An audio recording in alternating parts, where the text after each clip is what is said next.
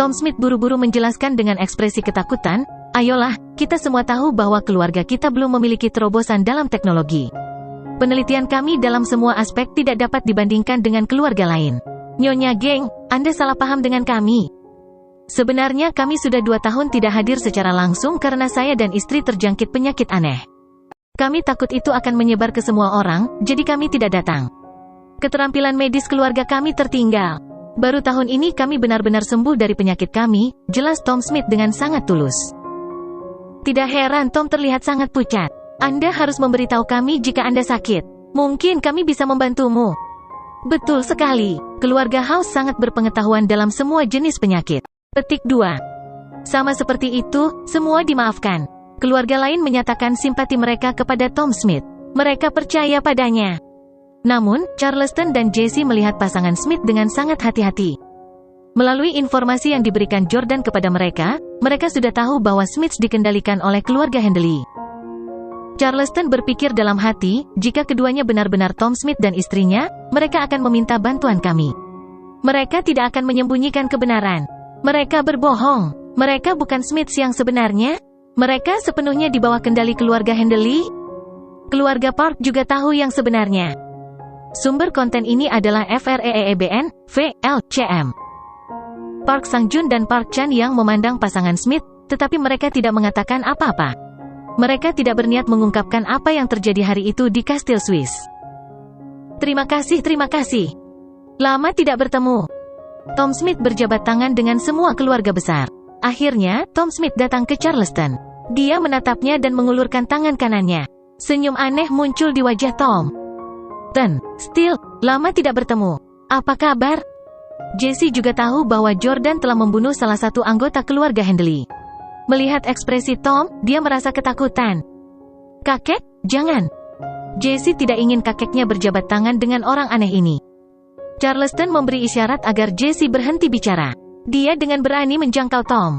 "Bagaimana kabarmu, tangan, Tom?" Charleston sengaja mengucapkan kata tangan, seolah ingin mengucapkan Handley. Niat membunuh yang mengerikan muncul di wajah Tom ketika dia mendengar Charleston mengatakan itu. Jelas bahwa Charleston sedang menguji pihak lain. Seperti yang dia prediksi, orang di depannya memang bukan Tom Smith yang dia kenal, tapi anggota keluarga Handley. Segera, semua orang dari keluarga besar duduk. Ketua Rong berkata, "Sudah hampir waktunya. Apakah ada perwakilan yang belum datang?" Petik 2. SSO. Titik. Keluarga lain tidak mengatakan apa-apa. Charleston berkata, "Cucuku, Jordan, belum datang." Park Chan yang tertawa. "Tuan Steele, saya tidak berpikir cucu Anda akan berani datang ke sini. Apakah dia bahkan di Cecawen sekarang?" Miyamoto Masaki mengepalkan tinjunya. "Steele, aku tidak bermaksud menyinggungmu. Tetapi jika cucumu Jordan berani datang ke sini, aku akan memukulnya sampai dia berlutut di depanku." Charleston mengabaikan kedua junior itu dan memandang Ketua Rong. "Cucu saya baru saja mengalami keadaan darurat. Saya yakin dia akan segera datang." Rong mengangguk. "Baiklah, kalau begitu tidak perlu mengunci pintu ruang konferensi untuk saat ini. Biarkan tidak terkunci untuknya. Bagaimanapun, saya sudah memasang perangkat privasi yang mengelilingi seluruh bangunan ini. Tidak ada orang di luar yang bisa mendengar kita." Pertemuan resmi dimulai. Agenda pertama adalah teknologi pertanian. Dalam pertemuan sebelumnya, kami membuat keputusan untuk membagikan teknologi berteknologi tinggi kami seperti drone ke seluruh dunia. Perkembangan dunia terus berkembang sesuai harapan dan kendali kita. Dengan semakin modernnya sektor ini, berbagai negara akan meningkatkan investasinya di bidang teknologi pertanian. Saya pikir kita dapat membantu mereka dengan menyediakan lebih banyak peralatan pertanian berteknologi tinggi. Apakah semua orang setuju dengan ini? Semua orang mendengarkan dengan penuh perhatian pidato Ketua Rong. Park Anya juga membuat catatan di iPad berteknologi tinggi saat dia mendengarkan. Ingatan yang baik tidak sebaik pena yang buruk. Rekaman tidak diizinkan di sini, jadi Park Anya hanya bisa menggunakan metode primitif ini. Pada saat ini, Park Anya seperti siswa sekolah dasar yang rendah hati dan rajin belajar. Jika Jordan melihatnya, dia pasti akan menganggapnya sangat menggemaskan. Park Sang-jun adalah yang pertama berbicara. "Saya setuju, sangat berat bagi petani. Sekarang teknologi sudah sangat maju, mereka tidak lagi harus bekerja keras seharian di ladang." Miyamoto Chujiro juga berkata, "Itu benar. Pikirkan betapa jauh lebih baik bagi petani masa depan untuk bertani menggunakan layar dan drone." Charleston mengangguk. Saya setuju. 8 keluarga besar dengan suara bulat setuju untuk mendistribusikan peralatan pertanian berteknologi tinggi ke dunia. Segera setelah itu, Rong melanjutkan, baiklah, item kedua dalam agenda, yang juga dibahas tahun lalu, adalah vaksin flu all inclusive. Ini adalah sesuatu yang kami kembangkan 20 tahun lalu. Haruskah kita mendistribusikannya kepada orang-orang di dunia? Geng Anli adalah yang pertama berbicara. Setiap tahun, di China saja, flu menyebabkan kerugian hampir 200 miliar dolar. Saya pikir sudah waktunya untuk merilis vaksin flu all inclusive tahun ini. Saya melihat beritanya. Bukankah mereka mengatakan bahwa seorang ilmuwan di Inggris sedang mengembangkan vaksin ini? Suap ilmuwan itu dan beri dia vaksin. Biarkan dia mengklaim bahwa dialah yang mengembangkannya. Setiap kali keluarga rahasia merilis teknologi mereka, mereka tidak akan menyebut diri mereka sebagai penemu. Sebaliknya, mereka akan menemukan seseorang untuk mengambil kredit untuk itu. Keluarga lain juga setuju. Rong berkata, oke, edisi ketiga. Ketua Rong mengangkat 3 item agenda berturut-turut. Dia merasa sedikit haus, jadi dia duduk untuk menyesap kopinya. Dia bertanya, semuanya, jika Anda memiliki agenda sendiri, silakan angkat sekarang. Mari kita bahas bersama. Keluarga lain tidak mengatakan apa-apa. Semua orang selalu mengikuti jejak keluarga Rong dan tidak berani mengangkat topik mereka sendiri dengan gegabah. Namun, kali ini, Park Chan-yang berdiri dengan berani. Ketua, saya punya sesuatu yang ingin saya angkat. Ketua Rong memandang Park Chan-yang. Oh, keturunan keluarga Park, katakan padaku apa yang ada di pikiranmu. Park Chan-yang melirik ke arah keluarga Steele. Saya mengusulkan untuk menendang keluarga Steele keluar dari grup kami. Suasana yang semula harmonis di ruang pertemuan langsung menjadi sangat tegang dan serius. Charleston sangat marah. Dia membanting meja dan berteriak pada Park Chan-yang, beraninya kau. Kamu junior yang sombong, beraninya kamu mengatakan kata-kata pengkhianatan seperti itu? 8 keluarga besar dipilih oleh dewa. Bagaimana kamu bisa menendang seseorang keluar begitu saja? Petik 2. Charleston adalah yang tertua di antara semua anggota dari 8 keluarga rahasia. Dia selalu ramah kepada semua junior dan memiliki prestise tertentu. Suaranya yang kuat membuat Park Chan-yang sedikit takut. Dia tidak berani berdebat dengannya. Namun, Park Sang-jun berkata, Tuan Steele, kamu tidak bisa mengatakan itu. Dewa memilih nenek moyang kita, bukan kita. Hanya karena nenek moyang Anda dipilih oleh dewa saat itu tidak berarti bahwa Anda dan keturunan Anda juga diakui oleh dewa. Anda memutarbalikkan konsepnya. Petik 2. Miyamoto Chujiro menimpali. Taman benar. Selain itu, dewa telah mati selama 20 tahun. Tidak ada gunanya berbicara tentang dewa sekarang. Keluarga Steele telah melanggar batasan kami beberapa kali. Selain itu, selama beberapa dekade terakhir, Anda belum membuat terobosan sama sekali. Anda tidak dapat membandingkan dengan kita semua. Anda tidak pantas berada di antara keluarga rahasia dunia. Petik 2. Keluarga Park memberikan percikan sementara keluarga Miyamoto mengipasi api. Tom Smith tersenyum sinis. Siapapun yang tertinggal layak untuk dikalahkan? Stellus mengandalkan bantuan dewa dan tidak mencoba untuk maju sendiri. Anda telah mengecewakan dewa. Alih-alih membiarkan Stellus menempati tempat di antara keluarga rahasia, kita mungkin juga menemukan keluarga kuat lain untuk menggantikanmu. Petik 2. Seseorang dari keluarga Addington juga berkata, benar. Perubahan tidak bisa dihindari. Tidak ada yang abadi, termasuk hak untuk berada di antara 8 keluarga besar. Charleston sangat marah sehingga dia merasa ingin muntah darah. Kalian semua. Dia selalu memperlakukan keluarga ini dengan baik dan memberi mereka hadiah mahal setiap tahun. Tapi sekarang, mereka membalas kebaikan dengan tidak tahu berterima kasih. Jesse panik. Jika Stellus ditendang oleh yang lain, lalu apa perbedaan antara dia dan pewaris kaya biasa? Sumber konten ini adalah FREEBN, VLCM. Keluarga Park dan Miyamoto sudah memberitahu Ketua Rong tentang niat mereka sebelum pertemuan ini, jadi dia tidak terlalu terkejut. Pada saat yang sama, dia tidak mengungkapkan pendapatnya tentang masalah ini. Sebenarnya, keluarga Rong tidak akrab dengan Stellus. Mereka tidak memiliki banyak kontak satu sama lain. Selain itu, Stellus tidak menjadi ancaman bagi keluarga Rong sehingga tidak masalah bagi mereka apakah Stellus ditendang keluar atau tidak. Ketua Rong berkata, ini bukan agenda resmi tetapi karena semua orang telah membicarakannya, mengapa kita tidak melakukan ini? Semuanya, mari kita memberikan suara tentang masalah ini dengan mengacungkan tangan. Jika lebih dari setengah perwakilan di sini berpikir bahwa Stellus harus meninggalkan jajaran 8 keluarga rahasia kami akan membahasnya sebagai agenda resmi dan mendiskusikannya dengan benar. Sekarang, angkat tangan. Mereka yang berpikir bahwa Steles tidak layak menjadi salah satu dari 8 keluarga besar, tolong angkat tanganmu. Park Sang-jun adalah orang pertama yang mengangkat tangannya. Miyamoto Chujiro adalah orang kedua yang mengangkat tangannya. Tom Smith adalah orang ketiga yang mengangkat tangannya. Pada saat ini, tinju Charleston terkepal erat. Tinju lamanya memancarkan aura pembunuh. Dia tidak bisa menerima kenyataan bahwa dia sudah berusia 80 tahun tetapi masih dihina dan diganggu oleh sekelompok junior. Selain Steles, ada 7 keluarga lainnya. Dan sekarang, mereka bertiga sudah mengangkat tangan. Dengan kata lain, jika keluarga lain mengangkat tangan, mereka harus mengadakan diskusi resmi tentang masalah ini. Keheningan melanda aula konferensi. Jantung Jessie berdegup kencang. Jangan angkat tangan. Tolong jangan angkat tangan. Putra muda geng Anli yang tampan berbisik padanya, Bu, angkat tanganmu juga. Satu keluarga yang kurang rahasia akan menjadi hal yang baik bagi kita.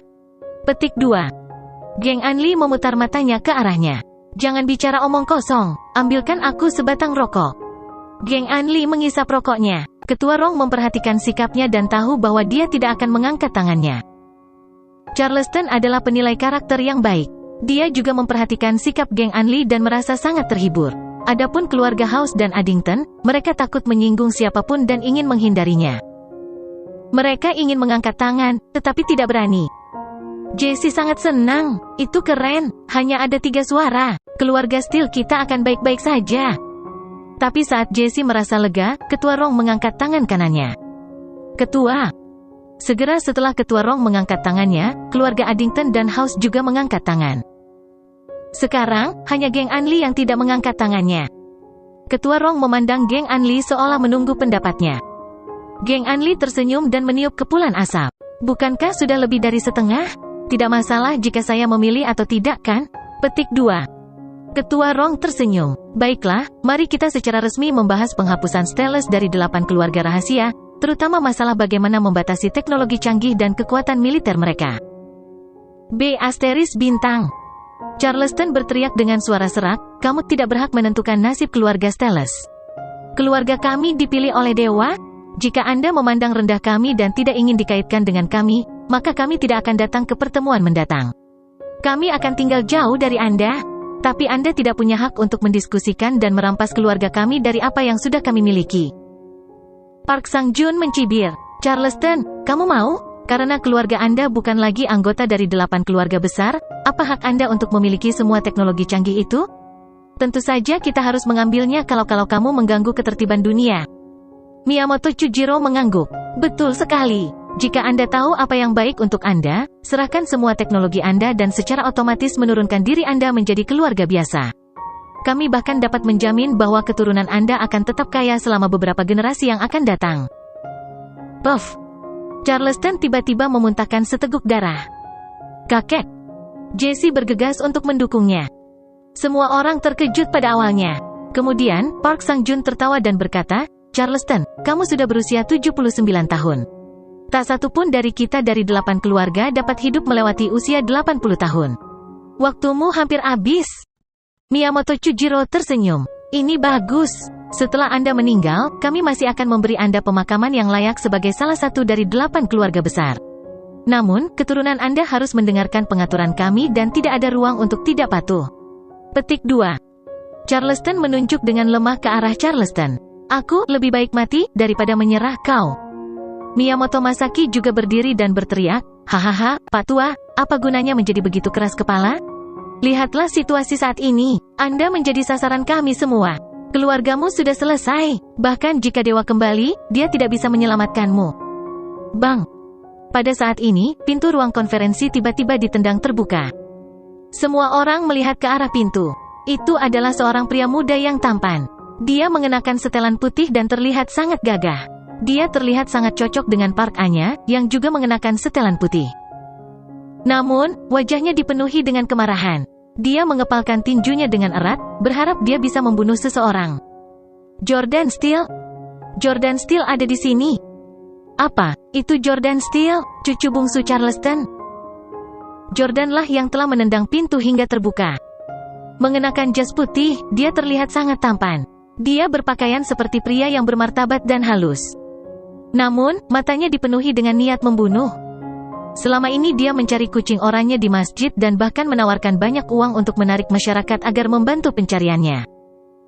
Baru 5 menit yang lalu Jordan akhirnya menemukan kucing oranye yang telah mencuri obat ilahi. Untungnya, itu tertutup dalam kantong plastik sehingga kucing oranye tidak bisa menelan obatnya. Jordan mengambil tas itu dan mengendusnya. Ternyata obat ini memiliki bau yang mirip dengan ikan kering. Tidak heran kucing tiba-tiba menyambarnya. Setelah mendapatkan obat ilahi, Jordan bergegas untuk berpartisipasi dalam pertemuan itu. Dia telah mengambil beberapa waktu untuk menenangkan diri dan berpakaian sebelum memasuki aula. Dia ingin tampil di depan keluarga rahasia lainnya dengan cara yang paling bermartabat dan halus. Sumber konten ini adalah FREEBN, VLCM. Tapi dia tidak menyangka akan menyaksikan adegan kejam yang dilakukan oleh keluarga lain. Semua orang menatap Jordan sekarang. Selain Park Chan-young dan Park Anya, ini adalah pertama kalinya yang lain melihat Jordan. Park Anya, yang mengenakan setelan putih elegan, menatap Jordan, yang juga mengenakan setelan putih. Hatinya melonjak. Jordan, dia benar-benar datang. Sebelumnya, Park Anya mengira Jordan adalah seorang pengecut dan tidak berani menghadiri pertemuan tersebut. Dia tidak berharap dia muncul, dan membuat pintu masuk yang begitu mendominasi. Ini adalah pertama kalinya dia menghadiri pertemuan, tetapi dia benar-benar menendang pintu hingga terbuka. Park Anya memandang Jordan dan menyadari bahwa mereka sangat cocok. Mereka berdua adalah satu-satunya yang berjas putih di antara semua orang yang hadir. Mereka tampak seperti pasangan yang sempurna. Hatinya berdesir seperti gadis muda yang sedang jatuh cinta. Selain itu, penampilan Jordan cocok dengan selera Park Anya pada pria. Penampilan Jordan dianggap top-notch. Bahkan selebriti pria paling tampan di Korea tidak bisa dibandingkan dengannya. Dari segi penampilan, aura, dan karakter, Jordan sangat memenuhi persyaratan Park Anya. Sangat disayangkan. Bagaimanapun, keluarga Steele sudah selesai. Jordan sangat marah. Menghadapi keluarga lain, kalimat pertamanya adalah, siapapun yang berani memprovokasi kakekku, aku akan memastikan mereka mati di sini. Dominasi. Kesombongan. Penindasan. Semua orang terkejut dengan kata-kata Jordan. Jordan bergegas menghampiri kakeknya. Hatinya sakit saat melihat darah itu. Jordan berharap dia bisa mencabik-cabik orang-orang ini. Kakek, jangan khawatir, aku di sini. Jordan menggenggam tangan kakeknya dengan erat. SSO. Charleston meremas tangan Jordan, merasa sangat terhibur. Dia selalu menjadi orang yang melindungi anak ini. Dia tidak menyangka bahwa suatu hari, anak ini akan berdiri untuk melindunginya. Tapi Park Chan-young berteriak pada Jordan, beraninya kau. Anda datang sangat terlambat, dan hal pertama yang Anda katakan adalah bahwa Anda ingin membunuh kami? Apakah Anda memiliki rasa hormat untuk kami? Untuk Ketua Rong dan Nyonya Geng? Petik 2. Miyamoto Masaki juga menatap Jordan dengan galak. Kamu Yordania, apakah kamu yang bertarung denganku di dalam game?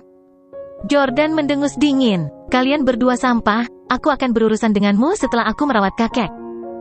Park Chan-young berteriak, siapa yang kau sebut sampah? Miyamoto Masaki mengamuk, bodoh, Anda mencari kematian. Petik 2. Jordan mengabaikan mereka. Kakeknya pingsan karena dia terlalu gelisah sebelumnya. Dia harus menenangkannya sekarang. Tapi saat Jordan hendak merawat kakeknya, Jesse berkata, Jordan, kembalilah bersama kakek. Serahkan ini padaku. Saya akan memohon dengan keluarga lain. Petik 2. Jesse tidak berusaha membantu Jordan. Hanya saja jika Jordan tetap tinggal, dia akan menyinggung 7 keluarga lainnya. Jordan berkata terus terang, mohon dengan mereka. Tidak mungkin, kamu bisa tersesat. Mendorong Jesse menjauh, Jordan mengangkat kemeja Charleston, menekan tangan kanannya ke punggungnya. Tiba-tiba, kabut putih misterius muncul di tubuh Charleston. Perlahan-lahan naik ke udara dan melayang di sekitar ruang konferensi. Oh neraka, dari mana kabut putih itu berasal? Bagaimana dia melakukannya? Ya Tuhan, ini adalah sesuatu yang hanya bisa dilakukan oleh Tuhan. Apakah ini teknik abadi? Apakah Jordan tahu beberapa teknik abadi? Petik 2. Keluarga benar-benar tercengang. Dalam pandangan dunia mereka, tidak mungkin kabut muncul di tangan seseorang. Bahkan keluarga Rong dan geng yang paling berteknologi maju belum pernah melihat hal seperti itu. Para Smiths juga tercengang. Sial, Jordan, apa dia tahu ilmu sihir seperti kita? Tom Smith diam-diam terkejut. Park Anya seharusnya terkejut dan dipenuhi dengan kekaguman saat melihatnya, sebaliknya, wajahnya dipenuhi dengan kebingungan. Jordan, Bagaimana dia tahu ini juga? Park Anya jelas telah melihat teknik abadi ini sebelumnya. Demikian juga, Park Chan yang telah melihat Jordan memainkan trik ini sebelumnya. Tetapi dia tidak memberitahu Park Anya tentang hal itu. Jessie belum pernah melihat trik voodoo Jordan sebelumnya dan matanya membelalak kaget. Jordan memanfaatkan trik voodoo untuk sementara mematikan kesadaran Charleston, memungkinkannya untuk rileks. Ini berlanjut selama beberapa menit sebelum Jordan melepaskannya. Kulit Charleston memiliki warna kemerahan sekarang, dan dia tampak normal dan sehat. Ketua Rong buru-buru bertanya, Jordan, teknik medis macam apa yang kamu gunakan untuk merawat kakekmu? Mengapa saya belum pernah mendengar keluarga Anda menyebutkannya sebelumnya? Petik 2. Keluarga lain penuh dengan pertanyaan tentang keterampilan medis Jordan. Jordan berkata dengan jijik, ini hanya teknik medis kecil untuk keluarga kami. Pemahaman Stellus tentang pengobatan tradisional sangat kompleks dan mendalam. Banyak teknik kami telah mencapai titik kesempurnaan. Kami tidak bisa repot-repot menyebutkannya kepada Anda. Untuk berpikir bahwa kalian sangat arogan dan berpikir bahwa kamu yang terbaik. Anda benar-benar berani memandang rendah Stellus. Dalam hal keterampilan medis, keluarga Rong hanyalah junior kami. Petik 2. Ketua Rong terkejut. Apakah keluarga Steele menyembunyikan kekuatan mereka? Keluarga lain juga berbisik di antara mereka sendiri. Mereka baru saja bekerja sama untuk menargetkan Stellus. Pada saat ini, Park Chan yang buru-buru berkata, semuanya, jangan dengarkan bualannya. Gerakannya ini hanyalah trik voodoo. Ini adalah teknik menipu yang hanya membingungkan pasien dan membuat mereka merasa bahwa penyakit mereka telah sembuh. Bahkan, itu tidak memiliki efek nyata sama sekali. Beberapa waktu lalu, saya memintanya untuk merawat bibi ketiga saya. Saya ditipu olehnya saat itu.